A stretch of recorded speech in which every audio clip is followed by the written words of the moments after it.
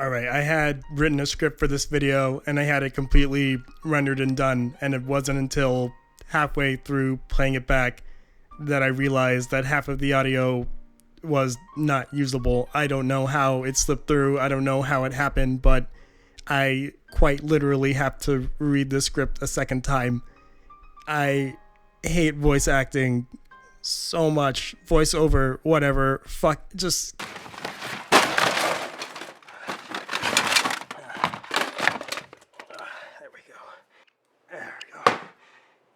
I'm gonna be needing a lot of that. Okay, can we get a shot counter going? Fantastic. Now this is a game that completely took me by surprise.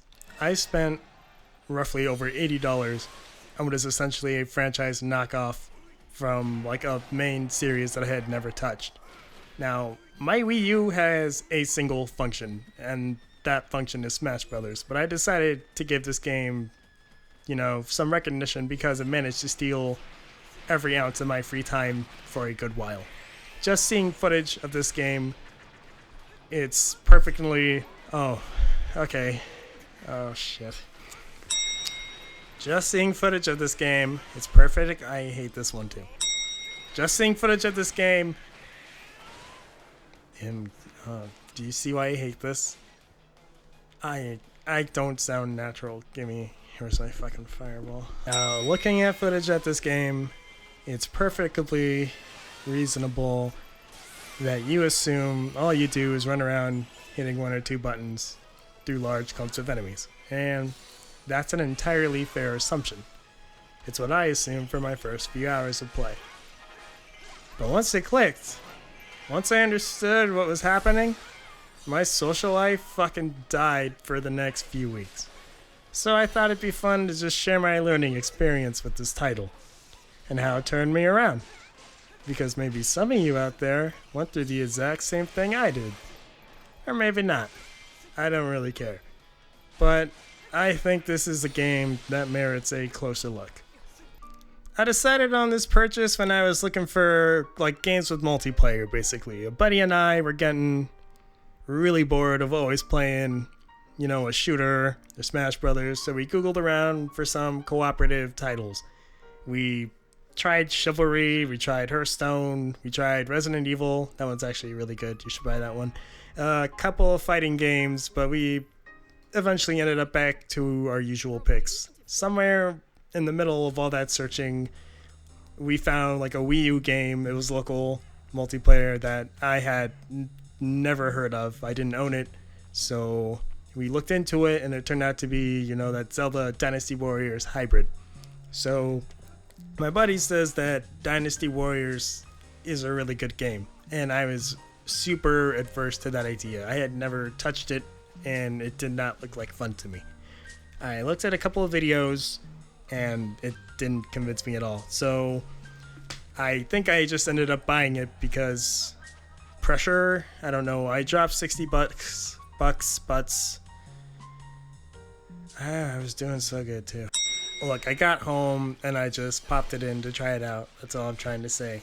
I played it by myself, alone, and alone is where I live. Oh no. Oh shit. Anyway, the game, the first thing the game shows you is like fucking DLC promotion, as if, you know, 60 bucks isn't already enough. So I decided to start out with a story because that's how you play games. Oh no, I'm going way off script. Alright, look, this first stage is actually like really smart. It's really well constructed, and I'm gonna go into an insane amount of detail in this first stage, so you're just gonna have to bear with me on that one. The character I'm using for this is like insanely over leveled, so some of the stuff I say might not even match up, but I'm not going to reset my progress for reasons I'll get into later. So first thing we're gonna do is just have a look at the map. And the first thing you're going to notice, if you actually looked at the map before you started, is that you are confined to a relatively small area. The only thing for new players to do at this point is taking this one outpost right here. And it's really good that the game does this, because the first thing a player sees when they start the mission is going to be a huge mob of enemies 3 feet in front of them. So their natural instinct is just going to be to button mash right through it. And this gives them an opportunity to just test out controls, learn a few combos, and get comfortable with this setup while letting them ignore everything else. You'll see like 1 or 2 prompts on the map for help, but there's nothing you can do about it at this point. So after a couple of minutes of just kind of wandering around that area, an area is going to open up and you're going to be confronted with an enemy commander. It's a small boss character. And and going through this fight, you're going to have to find buttons on your controller to press, because mashing isn't very effective. They're just going to block most of your attacks. This fight's going to teach new players about one-on-one encounters and the weak point gauge mechanics, because unless you have an amazing amount of patience, the fastest way through this boss is playing the game like you're supposed to, when the weak point gauge is visible. So it's fairly certain that you're going to leave that encounter with a fairly good understanding of those mechanics. After you chip off about half of the boss's health, you are going to proceed forward to an enemy captain. And it's basically the baby version of the commander you just fought. So you can lock onto it just like you could the commander and try and hack your way through it. But you'll be rebuffed if you try. So you're forced to engage it in a similar way to the commander.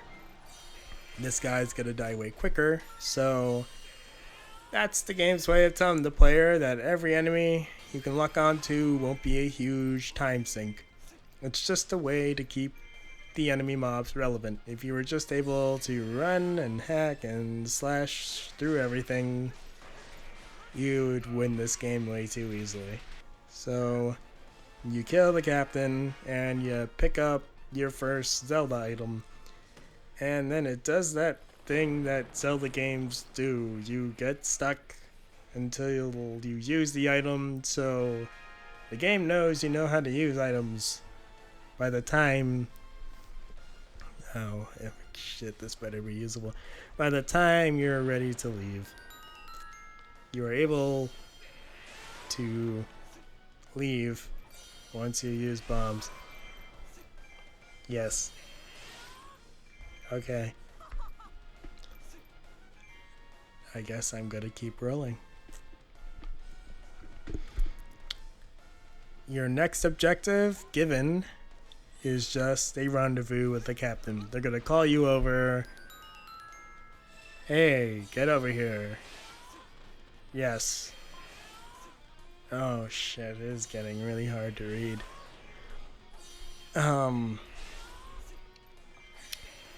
The captain calls you over, and you... Okay, I'm gonna pick this up probably tomorrow. Good night. Turns out I missed a paragraph. I'm just gonna start 3 shots in. One more roadblock is gonna be put in your way, so it can be certain that you have a grip on the bomb mechanics. You just have to go back to the captain. You have an option of taking a keep on your way there, and this is the most fundamental part of the game. So if you just decide to run past it, your next mission is going to be capturing 2 keeps to be certain that you have a grip on those mechanics, and they're placed very nice. There's just one right after the other. You don't have to go running back and forth like you do in later on missions. You just go one right after the other, and then you're close to your next assignment. After you do that, your commander is going to call you over for one last assignment. On the way there, you're going to find a keep under your control being invaded by other captains. So you can ignore it or you can go in and help. And if you lose it, you're going to lose it. You're going to learn that your keeps can be stolen by the enemy. It's not a one-way affair. They can be taken. They're trying to show you. You learned the lesson. That's the lesson. So anyway, from there you're going to use this.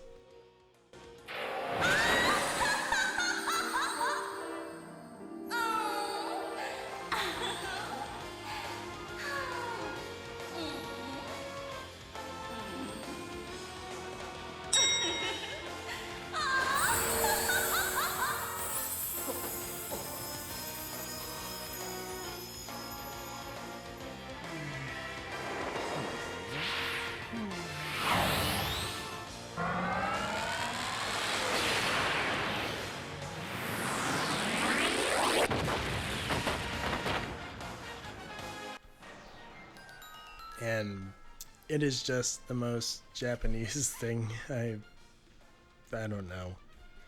It's Japan. You can ignore these later on, but it's here to tell the player that fairy fountains will fuck up the other half of the map. So you do that. You do that, and then finally things are rounded out with a big boss character. And this is where it's beneficial. Like, the Zelda characters are beneficial for the newcomers because the boss is going to come out and every Zelda player is going to go, oh shit, I know what that is and I know exactly what to do. But even if you've completely forgotten Ocarina of Time, or you have never touched a Zelda game, the game has other ways of teaching you how to deal with the big boss. Firstly is that the health bar of the big boss is not going to go down very quickly if you just run up and hit buttons at it. So they're gonna have to think about it a little bit more. They can also lock on to this enemy, and locking on has been restricted to tougher enemies requiring a thoughtful approach. The game has no way of indicating an item should be used on the boss other than the fact that it's a Zelda boss, which usually requires use of the item the player just found. The game is gonna flat out tell you you should use bombs if you take too long to figure it out. It's not the most elegant solution, but I can't think of another way to think players to bombing the mouth. So you defeat the big boss, the stage wraps up, people chitter chatter, and you can run around and pick up little trinkets while people talk. But other than that, the first mission is over, and the player has been told about outposts, keeps, enemy captains, character bosses, invasions, and the big bosses. So the fundamentals have been laid out in a linear fashion, but it doesn't seem like that when you're first playing. The forest is the same. The forest is the same thing. It shows you there's poison enemies. It gives you an item. You learn to use the item and how these new enemies affect the map. But it actually becomes a sprawling area. You can flip around and skittle your bound, and it was like the first fun mission to go back and replay, because the first time my ass was grass, but this time I did good, I guess. So it felt nice. It felt like I learned. That was the point. So after playing around in the story a little bit, I went to the adventure mode. And diving into the adventure mode and playing around for a bit, that's when things started to fall into place for me. The game was all about plotting your course and dealing with sudden offsets to your plan, because there are a fair amount of those. And if you're good at handling threats and good at being efficient, you can start to turn the tides and win the day or strength. You can turn it around. You learn that running towards the first thing you see and just button mashing will often result in defeat, which is what I thought the game was. You actually have to make a plan. You have to try to anticipate where enemy captains are going to appear. You have to move intelligently. It's actually really, really fun. Like, I spent all of my money on the rest of the DLC as soon as it all clicked for me. That's not really a lot of money. Am I saying I'm fucking broke? First, you're only dealing with one opposing army. Then you got 3 armies having a free-for-all. Sometimes oh my god. I'm still fucking this up. First, you're dealing with one opposing army. Good night. So, adventure mode is what really got the game sucks into me. It's also what you got the adventure map here, and you just want to complete missions and explore little icons on the map and play the challenges it has to throw at you. But once you step out a few squares, you begin to notice very large gaps in difficulty. Not because the managing gets harder or because your skills aren't good enough, it's because of levels. Your character might not be leveled high enough. So an underlevel character gets their shit handed to them. It'll take you a bunch of combos to kill captains. Officers will take the length of boss characters, and it'll just your map traversal gets put halted to a crawl. You move too slowly to be effective if your character is underleveled. So what this means is that you're going to have to run several missions over and over again to level a character that you like. And then once they're high enough, you can go back and then tackle the mission and likely pass, assuming your management skills are up to snuff. Then you'll go over a few squares, and then you're going to find that you're restricted to a character you haven't even touched. So they're underleveled. Then you have to do that process all over again. This isn't even including the fact that every character, well, not every character, but some characters have multiple weapons with unique movesets, and weapons also have levels tied to them. So you see where this is going. I really hope you do. So higher damaging weapons are locked away until a mission is done unlocking them. So for this hypothetical situation, we're going to say that you like Link, and you like him using just the basic sword, and you finally got yourself that decent sword. So you go over a few squares and you come to a mission that's like for the fire rod, and that's an entirely different weapon. So you're going to be forced into using a fire rod because fuck you, that's how it works. And if you don't have a decent one, you're either going to have to level up to make up for the damage difference, or farm around for a slightly better fire rod so the mission's a little bit easier.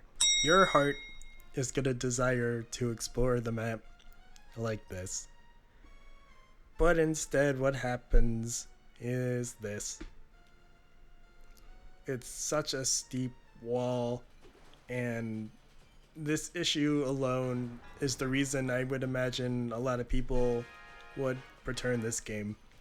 I can't express to you just how fucking poorly designed this is, but to break it down, there's 19 characters total, including the DLC. In fact, that's not even right. They're adding more characters. There's over 19 characters, including the DLC. 16 if we leave them all out. Now, this isn't your Pokemon game. You don't rotate your people.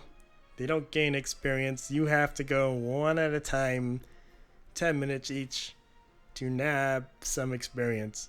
If you want to have a comfortable playing experience, all your characters gotta be around maybe level 60 with their best weapon, and that's the absolute minimum. I mean, there's situations that give this whatever level character on the screen it is, this character still has a hard time and it's a high level. That's the point this video is trying to illustrate. I refuse to go down for a third day. 3 days is too long. At best, using everything the game gives you for leveling up, such as skills, potions, yada yada, you're gonna get about 3 levels a game while your levels are low, and then that number is gonna go down as you approach the higher levels. I mean, there are certain spots on other adventure maps that the community has found to increase that number dramatically, but you still have to make it to that point. And that point is off to the end, and this map is way harder than the first one, so fuck you is the point. The max level cap for these over 19 characters is 255, so for a completionist, this game is a nightmare. It's an insanely steep wall. Who thought this was a good idea? It's so demanding of your time. You have to repeat batches of missions. There's 128 missions on this map. And then there's 4 other maps. Who? Why? There's kind of a catch. There's a little catch, and that's with local co-op. The reason I got this in the first place. Now, playing alone, you're the game's bitch. You gotta do whatever it tells you to do and play by its rules, but you just get a second person in there, and that second person can just pick the highest level schmuck you got every single time, dramatically improving your exploration time. Does that sentence make sense? I don't fucking care. A second person helps. And if you don't have friends, or you're a fucking psychopath, or you spend too long playing this game, you just put in a second player, hide the first character, and then run a mission with the high level character. I have been playing this for too long. So you can use money from missions to simply, buy levels for characters instead of grinding it. But the ruby wall goes up pretty high, and that method is just going to result in grinding for money. So in other words, you're still going to be grinding it out. Don't any one of you fuckers tell me about some infinite ruby glitch bullshit, because I haven't made that work once, and I've been doing it for a while. Now, the part that pissed me off the most is that the game has mechanics in it that would be like a perfect compromise instead of all this leveling bullshit. And all we had to do was just utilize all of the abilities in the skill tree system, because the abilities here just speed up gameplay and give the player a little bit of more tools. That lets them take keeps more quickly. It nullifies knockback upon damage intake. They get more powerful combos, stuff like that. So the more difficult levels should just factor all of this stuff in.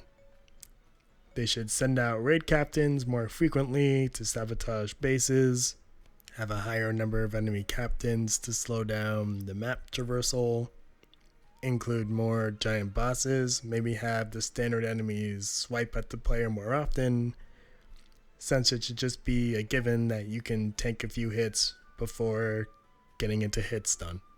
The more difficult squares actually already do that. If your character attempts any of the hard missions with no badges, then even with your high damage output, you're going to be moving too slowly to efficiently take control of the map.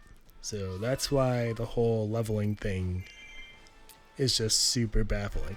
The mechanics are all here and it's solid enough, and there's already an efficient order of best practices that will result in either a victory or a defeat. You should capture keeps as your number one priority.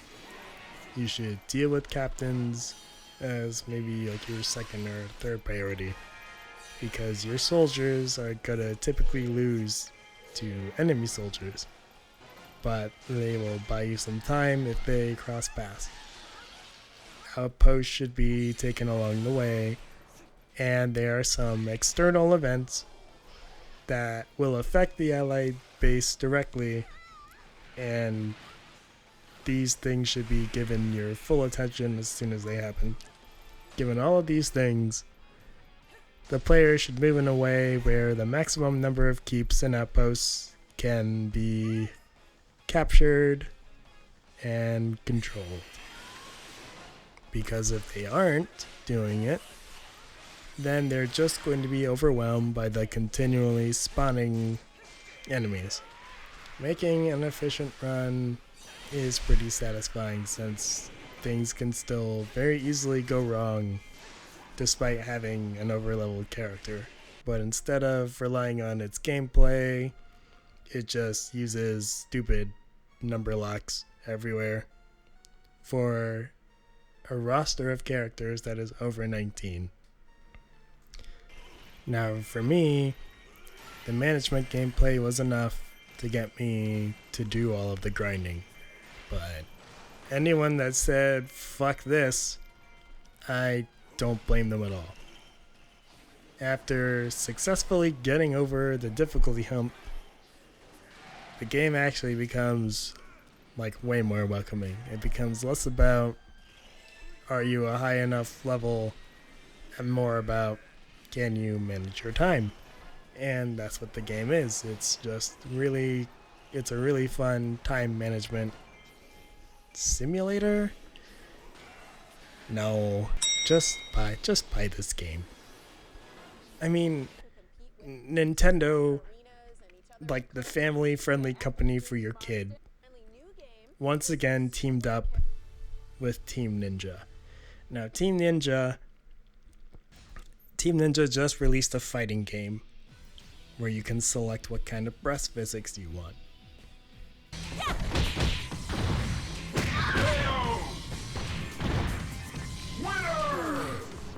You're pretty terrible. Then they create an original character that looks like this. And then they made the plot into a stalker fantasy. The plot of Hyrule Warriors is this chick built a shrine out of Link because she's freakishly obsessed. And she tries to destroy an entire kingdom because some other chick is with the man she wants. That's actually the plot. Some chick in a dominatrix costume wants a man she can't have, and then she attempts to murder everyone. You know, for kids! Then again, this is also the game that allows this to be a victory screen.